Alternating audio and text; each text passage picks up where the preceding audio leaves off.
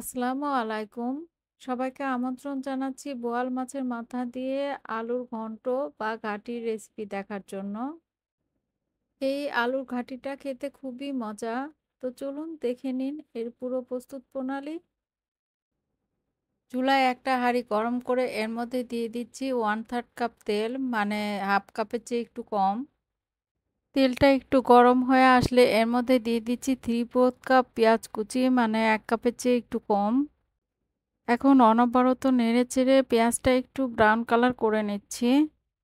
পেঁয়াজটা যখন brown colour হয়ে এসেছে তখন এর মধ্যে দিয়ে দিলাম 1 টেবিল চামচ আদা বাটা, 1 টেবিল চামচ রসুন বাটা, 1 টেবিল চামচ মরিচ গুঁড়ো, 1 টেবিল চামচ লবণ, 1 চা চামচ হলুদ গুঁড়ো, 1 চা চামচ জিরা গুঁড়ো আর হাফ চা চামচ ধনে গুঁড়ো।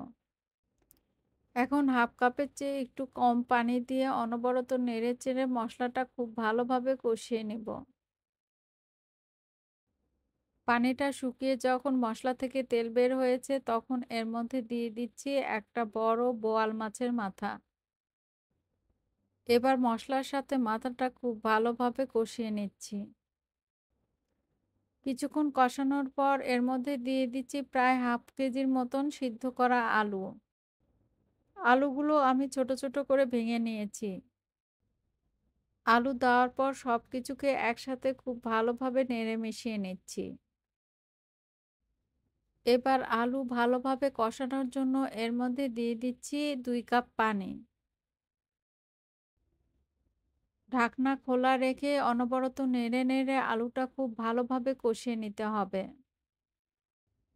যেহেতু এখানে সিদ্ধ আলু দিয়েছি তাই এটা নাড়তেই থাকতে হবে অনবরত, নইলে নিচে লেগে যাবে।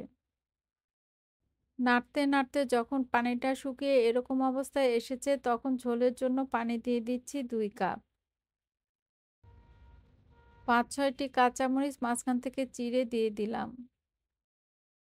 ধনেপাতা দিয়ে দিচ্ছি 1/3 কাপ। নওগাঁয় আমাদের দেশে ধনেপাতার বদলে রাঁধুনি পাতা দেয়। আমি অবশ্য মাঝে মাঝে ধনেপাতার বদলে ভাজা জিরার গুঁড়া দিয়ে থাকি। ঢেকে দিচ্ছি, অপেক্ষা করব 2-3 মিনিটের মতো। আমি চেক করে দেখেছি লবণটা একটু কম মনে হচ্ছে, তাই আরো 1 চা চামচ লবণ দিয়ে দিলাম।